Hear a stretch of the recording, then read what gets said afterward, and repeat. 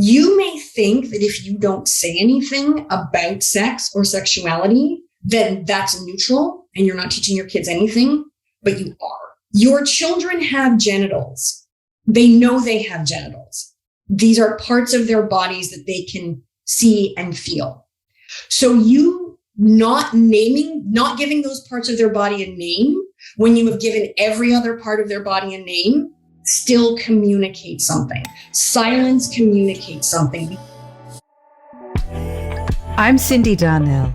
Welcome to The Erotic Philosopher, the podcast where we examine and explore sex and relationships through social, personal, cultural, scientific, political, and other lenses, and unpack and explore your erotic quandaries with the world's wisest erotic philosophers.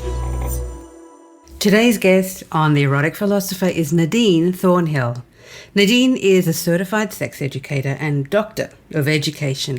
She helps folks access fact-based information and build strong communication skills so they can better understand their bodies and minds and build positive relationships and embrace the complicated adventure that is being human. For this reason, she was an ideal guest for The Erotic Philosopher. Enjoy today's conversation with Nadine Thornhill. Nadine Thornhill, welcome so much to The Erotic Philosopher. I'm absolutely thrilled to have you as a guest. Thank you for having me. I'm really excited. And for people who perhaps are meeting you for the very first time, what would you like people to know about you? So I am a sexuality educator. I live in Toronto, Canada. I am a queer Black woman, and I have been doing the sex ed thing for a little over 17 years now, which is wild when I think about it. Yeah.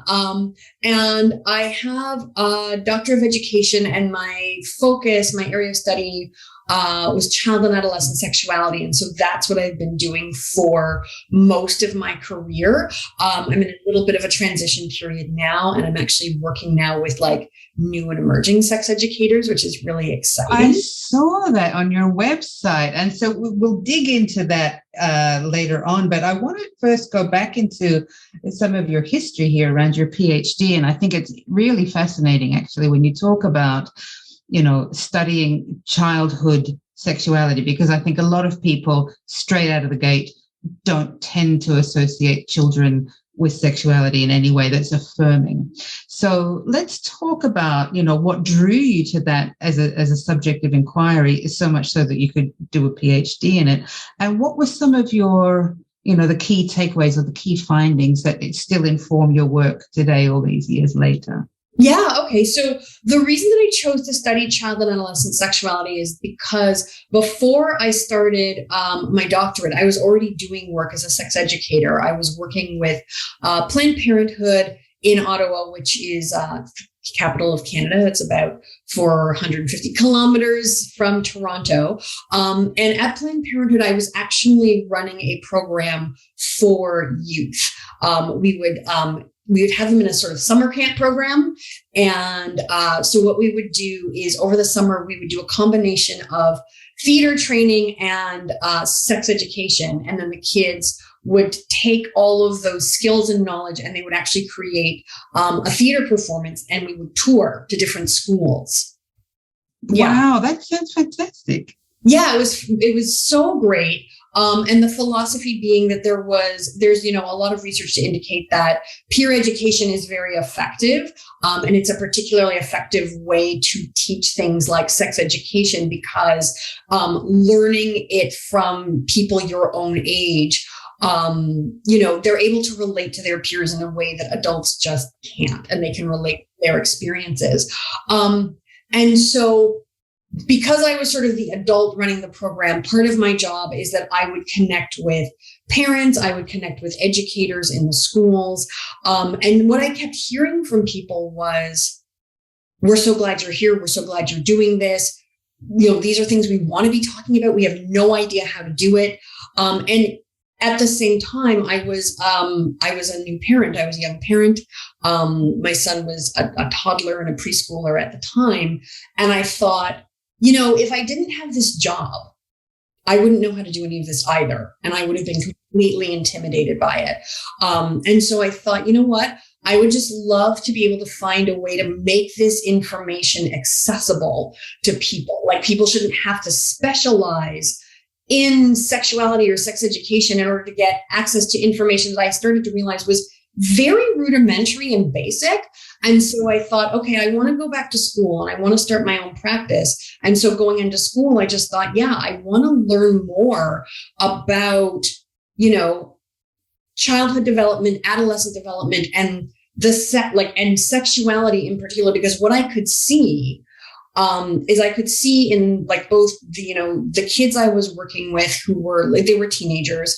I could see it in my son, and I could, even looking back on my own experience, I could sort of see retroactively how if I had had access to a lot of this information, that it would have cleared up a lot of, just confusion and shame and like different feelings that I had grappled with from childhood and was still trying to unpack as an adult. I was like, it's just because no one told me this stuff. So I was like, okay, sexuality is clearly a thing that exists in us from a very early age.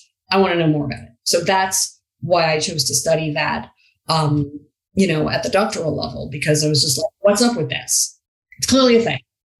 And the fact that we tend to, as a society, are uncomfortable talking about sex and kids in the same sentence, because it historically, when those two things appear, say in the media, for example, it's generally not for good news. It generally is bad news is coming.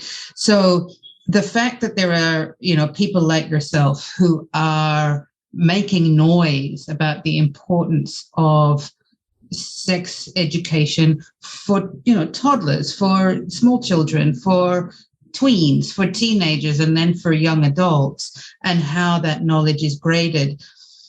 Have you seen, in the years that you've been doing this work, have you seen a shift either in the content or the way different societies and different cultures are approaching this stuff?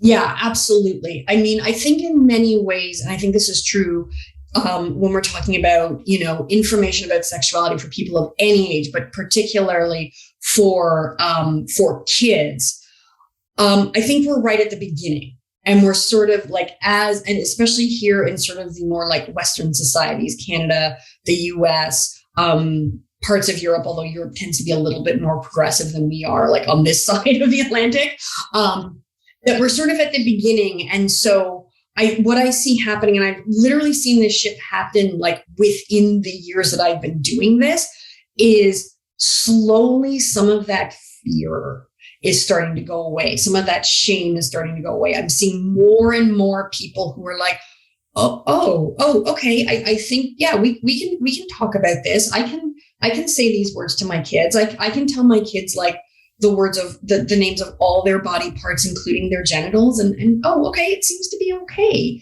Yeah, good. Yes. And yeah, I mean, and a clear example I can give is here in Ontario, which is the province where I live.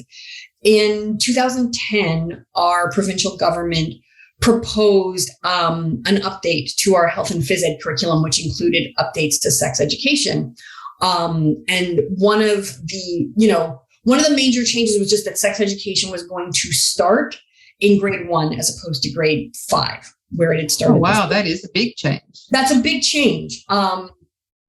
And when that was first proposed in 2010, there was a massive public outcry and people didn't want it. And they were like, it's too soon. It's too early. You're sexualizing these young kids. You're robbing them of their innocence.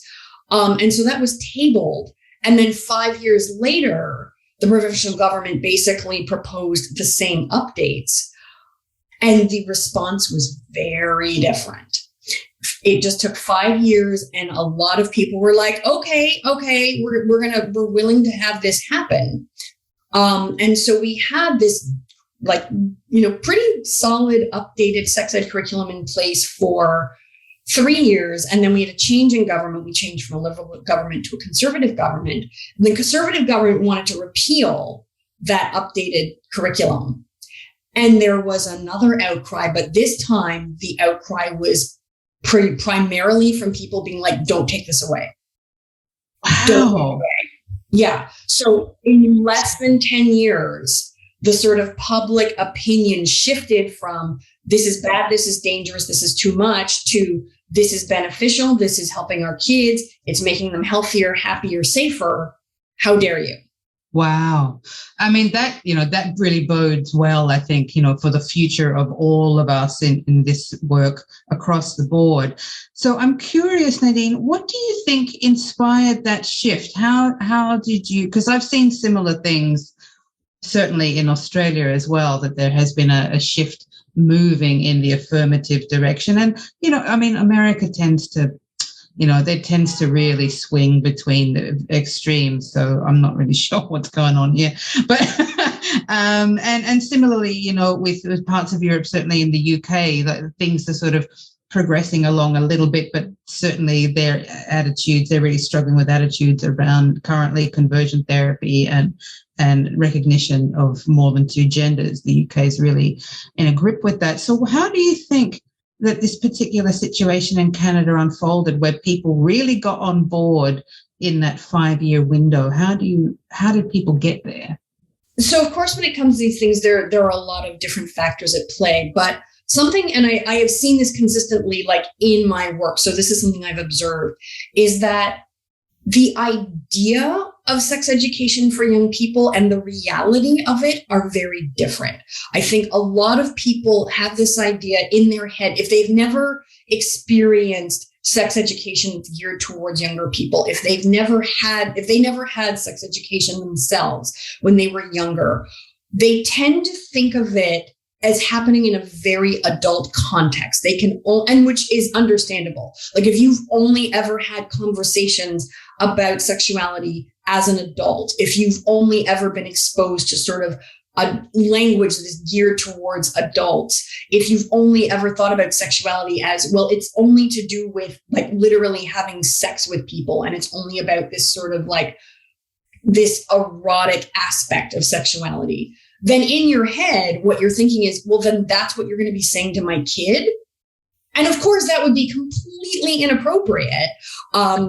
And so I think, when people actually experience it, then they're like, oh, okay, that's not what it is at all. When they find out that, sex ed in first grade is literally, hey, we're doing the same thing we always did. We're teaching kids, hey, you have a body. These are the external parts that you can sort of see and feel, and they all have a name, and we're just going to loop in penis, testicles, vulva. That's all we're doing. Then they're like, oh, okay, I can handle that. That's not so scary. That is not extreme. That's not what I thought at all. So I literally think what happened is that in 2010, these proposals were introduced, and of course the media got a hold of it and sensationalized it, and everybody freaked out. And in those subsequent 5 years, there were a lot of us, myself included, who were doing a lot of advocacy and just trying to sort of familiarize the general public with like, hey, this is what sex ed for kids looks like. Like, here are some great books that you may not know about. Here's how we would approach it. So I think by 2015, people were already primed for it. And I also think that the government then did a better job of sort of rolling it out and understood that there were going to be these fears and concerns. So they listened to you. The government listened to the educators, saying, hey, wow, that's really important. And then I think having had that curriculum in place for 3 years and parents being able to see like, hey, okay, it's nothing extreme. It's nothing that's like sexualized or like super explicit or ridiculous. And also seeing like, okay, the kids are basic, like they're fine. They got to see it happen. And then they were like, wait, what are you doing? Like, why are you taking this way? And I think the other thing that happened is that once the curriculum was in place, the other thing that does is for a lot of parents at home, it makes it easier. One of the hardest things for parents that I see is they're like, I want to do this, but I don't know how. Like, what's my lead in? What's my icebreaker? Like, do I say something? And I'm like, yeah, you can. But if they're already getting it at school, that's your icebreaker. It's like, the teacher has already said this. Yeah, let's talk about that then, because I think it's really interesting when, we've got all this research that you're across, with best practice and where it works well and where we need to watch it or where we need to change things. And then, how are young people going to learn best? Is school actually the best place for sex education? Should sex education happen at home? Should sex education happen at summer camp when it's, away from school and from parents? And then, obviously the peer piece where there are younger people sort of taking in leadership roles rather than defaulting to, old folks like us. So, what does the literature say? What is the best practice? And then also, what have you seen about, where is the best place for sex education in that context? Yeah. Okay. So basically, I'll give you my conclusion first, and then I'll break it down. So in my professional opinion, because sexuality is ultimately something that we experience as humans, I honestly think the best approach is holistic. I think ideally it's home, in the family, it's in the community, it's at school, it's through experience, it's through interactions with peers. It's all of those things are components of our sex education. And then in terms of when we look at the literature, what we know is that in the home in particular, that is where children in particular start to get their sort of primary foundational lessons, ideas, beliefs around things like their bodies, around how romantic relationships might happen, around what's meant to happen in families. That's when they get those foundational pieces around, some of their morals and their ethics. And this is the thing that I tell parents and families a lot, is I'm like, you may think that if you don't say anything about sex or sexuality, then that's neutral and you're not teaching your kids anything, but you are. You are. For example, I'll go back to genitals because that's such a foundational lesson. Your children have genitals. They know they have genitals. These are parts of their bodies that they can see and feel. So you not giving those parts of their body a name when you have given every other part of their body a name still communicates something. Silence communicates something. The absence of information still communicates something. So yeah, and I'm like, children experience the world in the same way that we do. What is different is that children do not have necessarily context the way that we as adults have context. So I'm like, yeah, everything that you're seeing and feeling and observing and intuiting, they are too. But they may not necessarily know what it means. And so what they will do is they will start to draw their own conclusions in their little minds. They will start to invent context. So again, where you are like, I am not telling my kids the name of their vulva because I have an adult context and I associate that with having sex and sexy feelings and being naked with people and doing very adult things. And I don't want to put all of that on my kid. I'm first of all, they don't have any of that context. But they do have a vulva, and you not saying anything, they're going to make up their own context. And oftentimes their context is, this is bad. This is not actually a part of me. I am disconnected from this. And so what it can often do is start to create these feelings of disconnection in our bodies. This is not something that I can name. This is not something that I have the language to talk about. So, and then eventually that kid becomes an adult and they may be in a sexual relationship. And it's hey, I'm having feelings down here. I don't even know what they mean. I don't know how to articulate this to a partner. Someone is touching me in a way that I don't like. I don't even know how to name that or say that out loud. And it gets into all kinds of issues. And that was never the parent's intention. And I just want to be clear there. I very rarely met parents where I'm your intention is to harm your child and give them shame. That's not what it is. They're trying to protect their kid. But I'm like, you communicated something by not saying anything and not explaining to them that, hey, this is just a part of your body. Yeah, absolutely. And this is the thing, because so many adults struggle to talk about sex in a pleasure context. I mean, I think most adults can talk about sex as a reproductive thing, but that's not really why most of us have sex as adults. Occasionally it is, but for the vast majority of us, having sex of various kinds, making babies is really not even on the radar yet.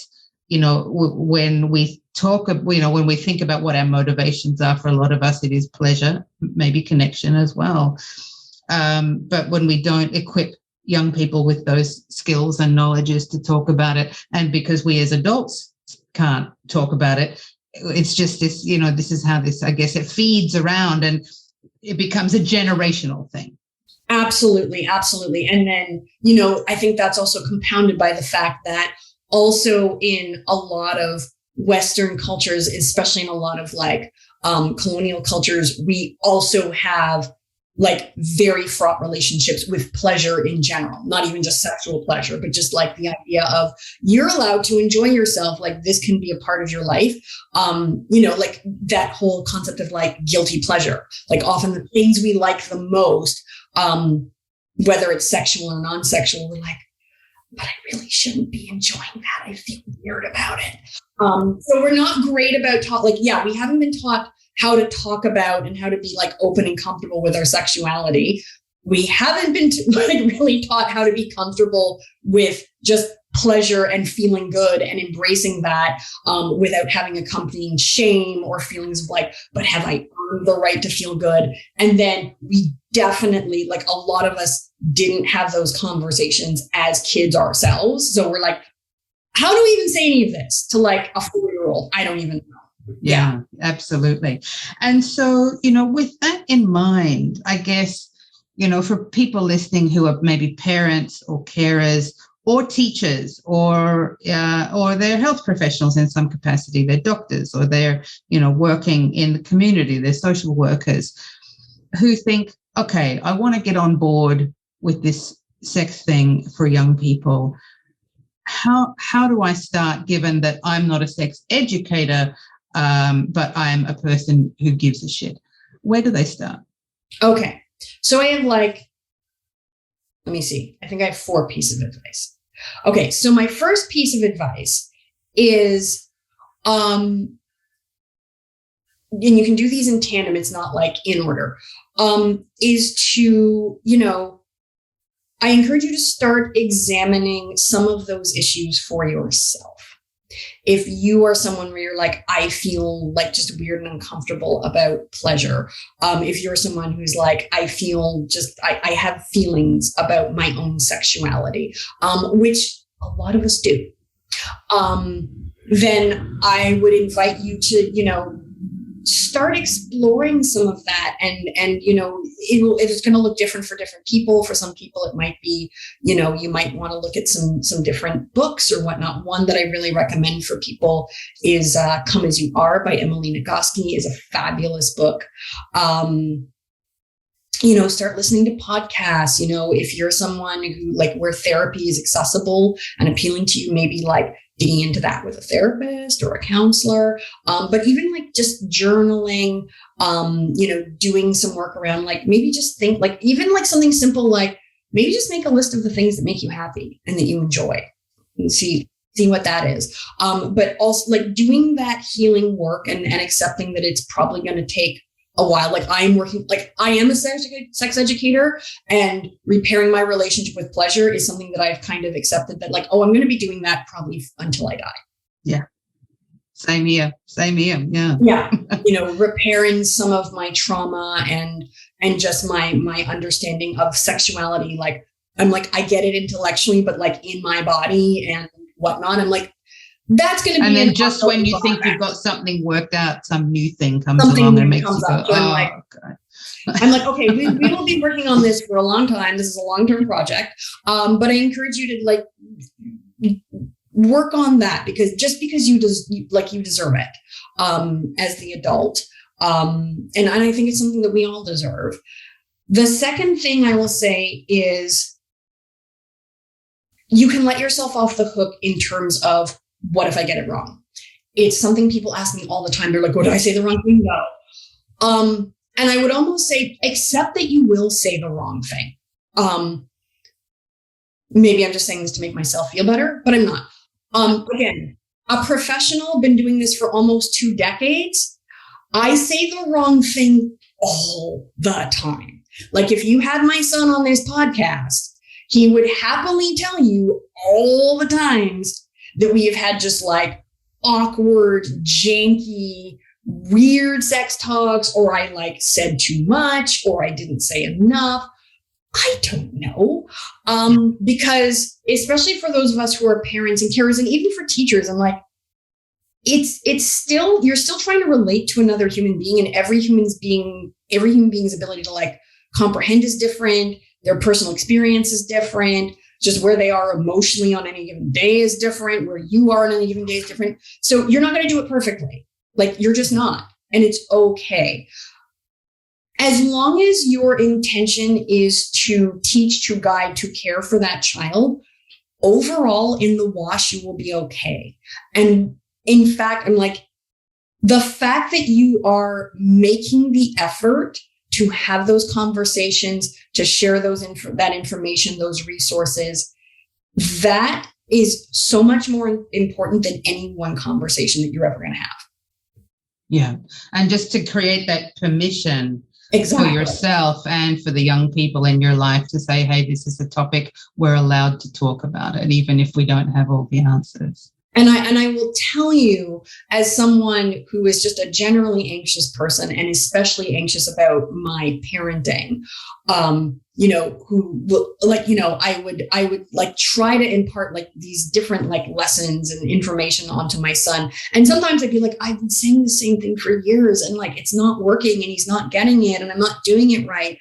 That now that he's a teenager, I am shocked sometimes when he will come to me, because most of the time he's just like, who even are you? Like, you don't understand TikTok, you know nothing. And then he'll come to me out of the blue and tell me something, really profound. And I'm like, oh, okay. When you need me, you trust me? Wow. So I'm like, okay, all the things that I read in the literature and all the things I tell other parents do, I'm like, it's working. Even though most of the time he's just like, your typical teen, and it's just like, who even is my mom? Like, she's not cool. So it's okay. Like, it's okay. Don't worry about trying to get it right. Just try. Just do it. And keep doing it is my third piece of advice. Like, just keep coming back to the conversation, because if you make it an ongoing part of just make it part of the everyday music of your conversation, of your communication, then you don't have to worry that any one particular conversation may not go great, because you can always come back to it later. You can also own those things. Like, you can say, particularly if your kid's a little older and kind of attuned to your behavior, you can just be like, okay, you know what? This is kind of weird for me. Like, I never had this conversation with my mom. Hey class, so today we're going to have a lesson, and we're going to talk about our bodies, and I'm going to be honest with you, I'm feeling a little nervous because I never got a lesson like this when I would, like, from my teachers. Just let them know, like, because that's also part of it. Part of teaching sexuality is that we don't always feel comfortable and competent and confident in our bodies, in our relationships. And even being able to see like an adult model that communication, that like, hey, right now I'm feeling awkward. Right now I'm feeling nervous. Right now I'm not quite sure what to say, but I do want to try because I care about you. That in and of itself is a lesson. Absolutely. And such a powerful lesson that sexuality is not about getting it right, but about being curious and being compassionate. I love that. Yeah, exactly. If you approach it with curiosity and compassion, you are in such a good place. And then my last bit of advice, which is just very, very practical and tactical, is if you're just like, but no, literally, like, I have no idea what to say, find a book. There are books for kids about all different aspects of sexualities and bodies.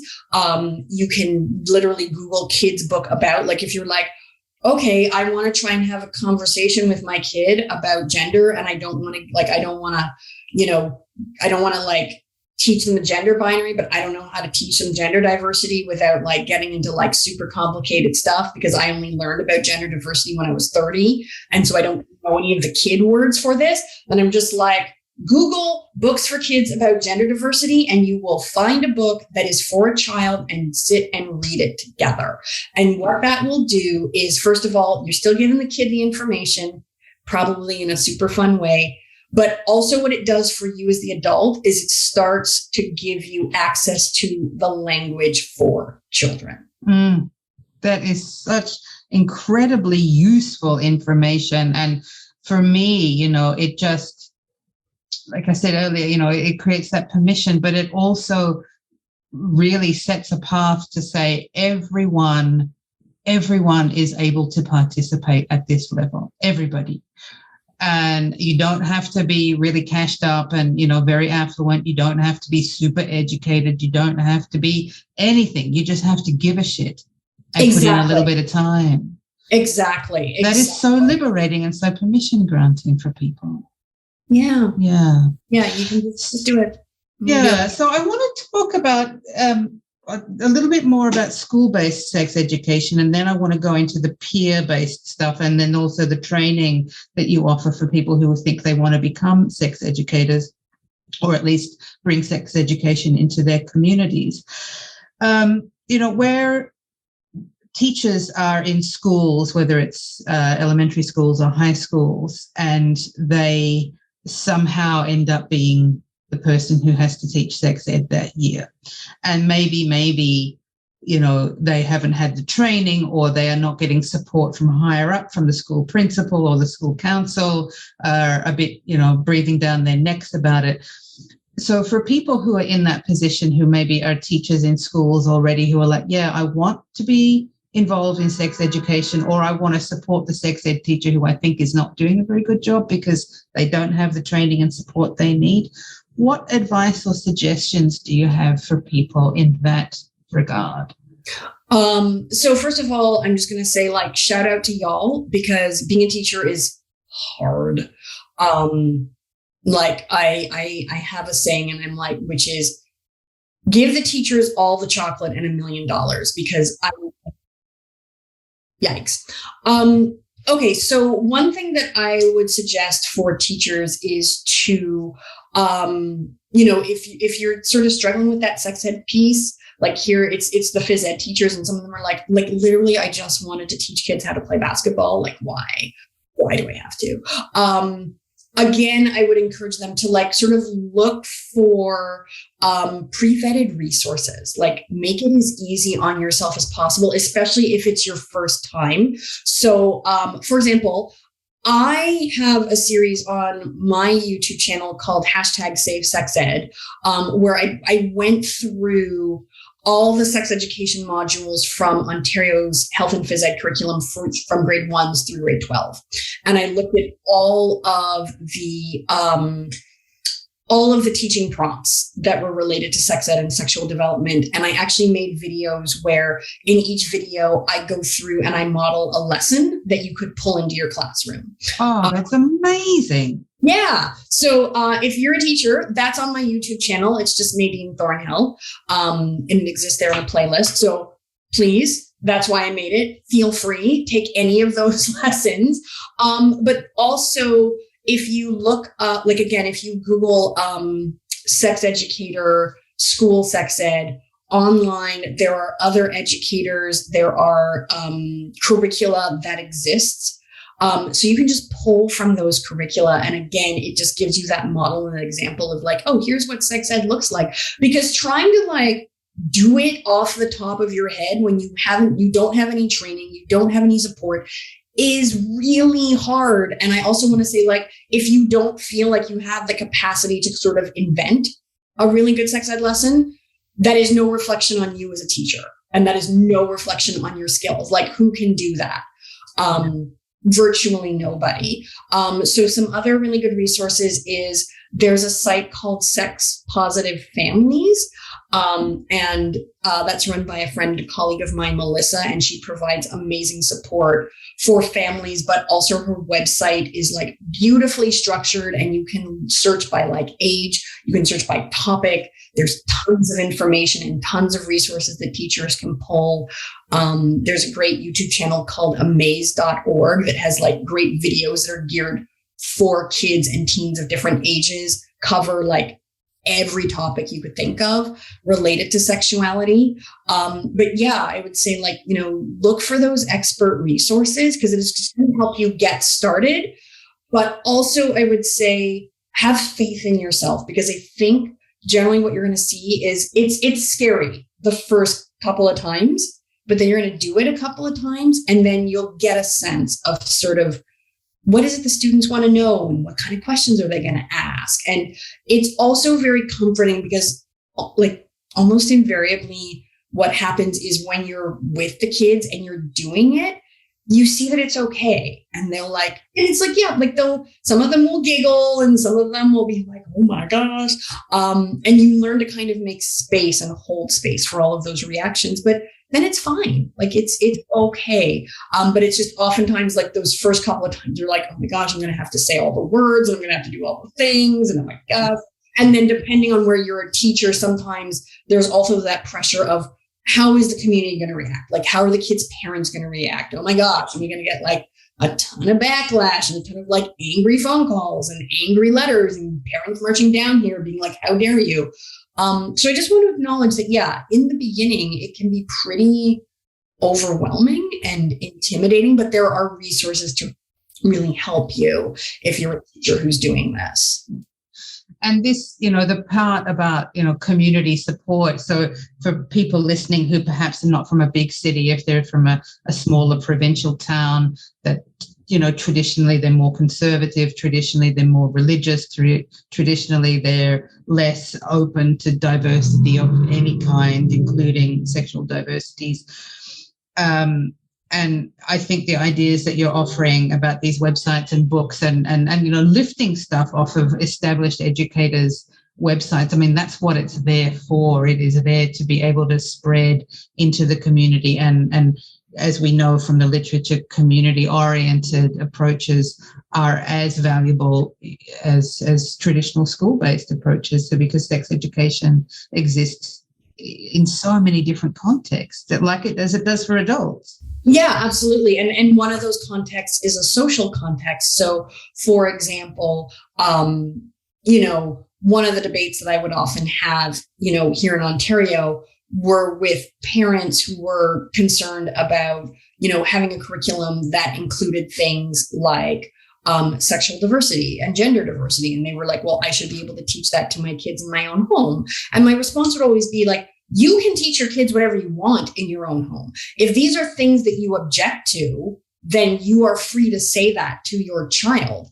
I don't agree with you, but I'm not in your home. I can't stop you. But I'm like, the reality is that queer people, gender diverse people exist. They're in our society. And so, yes, including them in the curriculum, including their experiences, acknowledging their existence. I'm like, yeah, absolutely. That is a value-based decision. But that's because as a community and as a province, as a country, one of our sort of collective values, whether you as an individual agree or not, is that these are human beings who deserve to be acknowledged and honored and included as members of our society. And therefore that's going to be reflected in something like the curriculum, in the same way that I'm like, you may have an issue with like people of color. You may have an issue with Indigenous people. And you may say that to your kid. I wish you wouldn't, but you might say that. But I'm like, collectively as a society, that's not where we're at. So that's not what's going to be reflected in the curriculum. And so, yeah, I think that school-based sex education is not only great for providing, some of the more factual, biological, anatomical pieces of information. It is also giving kids sort of some of that social context around sexuality as well. And so, moving on now to the training programs where you are teaching people how to be sex educators. First of all, I think that work is phenomenal, and I want to hear how it's going for you and what I can do and what we can do to support you. And then also, what are the key criteria that make a good sex educator for people who are listening who think, maybe this training is for me? What kind of background are you looking for? I had a quick look at your the overview of the curriculum that you have there. And what I loved immediately that stood out to me was that you have this, you have modules on ethics and values, which is so crucial for sex ed. It's not all just about, condoms and bananas and that kind of stuff, that it's really about that, the relationship to ourselves. So who is it for? How does it work? What do they get? Tell us. Okay. So basically the criteria is you have to want to be a sexuality educator or a sexuality professional. Like literally that's it. I have had people come through the program who are like, this is the thing I really want to do. I have literally done nothing. I don't know. I'm at the very beginning. I have had people come through the program who are like, I've actually been working in sex ed in some capacity for I had somebody come through who's been doing it longer than I have.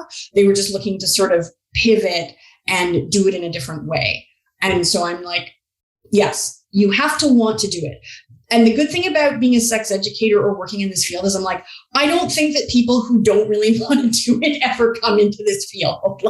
No, I literally never met a single sex educator. They're not in it for the money, that's for sure. Exactly. I don't know. I just figured I needed a job, so I thought I'd be a sex educator. And so basically what I do in the program is I describe it as a mentorship / career coaching program. And so the mentorship piece is really about, finding out and helping people hone in on what are their interests in terms of sexuality, who are the people or communities that they would like to connect with? What are their dreams? But then also pieces like, who are they as people? How do they like to learn? How do they like to communicate? What brings them joy? What do they want their lives to look like? And using that to, really help them hone in and drill down on, okay, what could my particular sex ed career look like? And how could I do this work in a way that's going to bring me joy, that's going to empower, the folks that I want to connect with? And then how can I do that? And then the career coaching part is where we look at some of those more pragmatic pieces. Okay, we've figured out what it is you want to do and where you want to go. Now, what do you need to get there? What education and training do you need?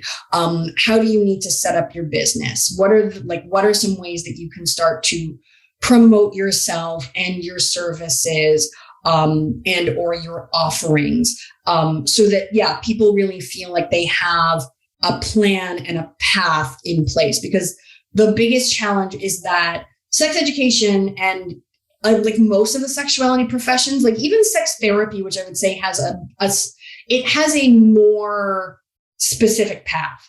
But all of the other professions related to sexuality, I'm like, there's no clear or defined path to becoming that. And so that again can be really daunting for people because they're like, but how do I be that? If somebody wants to be a lawyer, it's really easy. It's go to university, go to law school, article, take the bar, be a lawyer. That's it. Yeah. The trajectory's been done hundreds of thousands of times. And it's that's the way. That's the way you become a lawyer. And I think the only alternative path is the thing that Kim Kardashian is maybe doing. Right. But which is the whole thing unto itself. Yeah. Nobody else is Kim Kardashian. So I'm if you want to be a lawyer, you have to do it that way. Becoming a sex educator isn't like that at all. So that's basically why I developed the program, because I'm constantly meeting people and talking to people who are like, how do I do what you do? And I'm like, well, first of all, you may not want to do exactly what I do. You want to do what you do. So let's figure out how to turn that into a career. And then the other reason is I'm just I just really need there to be more people doing this, like a lot more. It's funny because another thing that people will say to me is they're like, I want to do this, but I'm not sure because like I see you doing this and I see like this other person and this third person. So is there room for me? I'm like, there are like 7.5 billion people on Earth, all of us.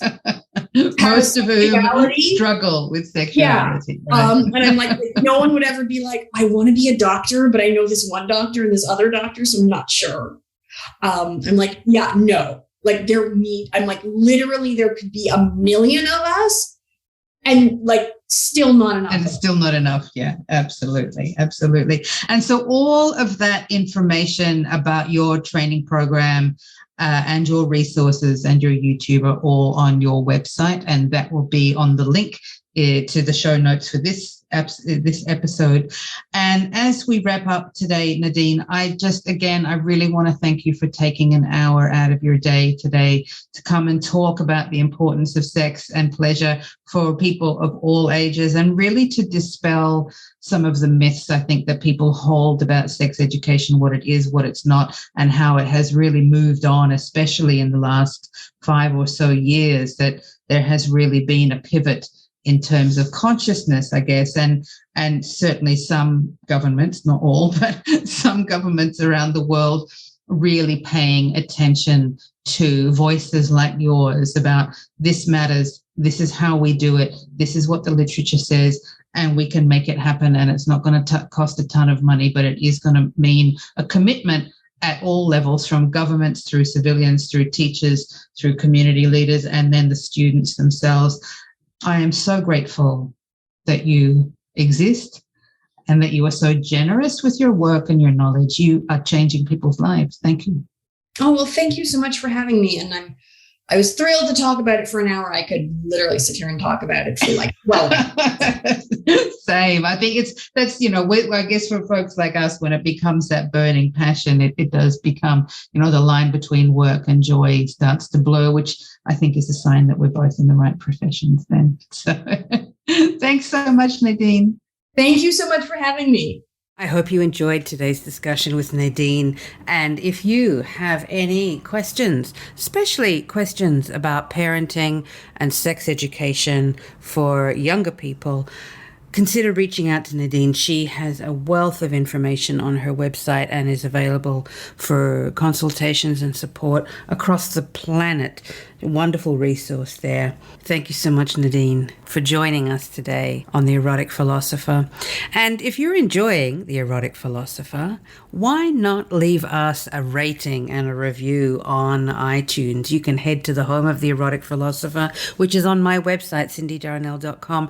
Select the podcast tab and you'll see links there to all the previous episodes, plus links where you can leave a rating and review on Apple. Your ratings and reviews make our podcast more visible to people who perhaps wouldn't necessarily find it, and we really, really appreciate that support. While you're on my website, check out the online pleasure school. There's something there for everyone. A lot of classes that you can take at home, pre-recorded and ready to go. You'll also see my book there, Sex When You Don't Feel Like It, The Truth About Mismatched Libido and Rediscovering Desire. It is, of course, a book about mismatched libido, one of the most common problems people face in relationships and in their relationship with their sexuality, what to do when you don't feel like it. On my website, you'll also see ways to contact me, Cindy Darnell. I offer counseling, coaching, and consultations to folks all across the world via Zoom. You can also follow The Erotic Philosopher on social media. We are at The Erotic Philos, that's Philos, on Instagram and Twitter.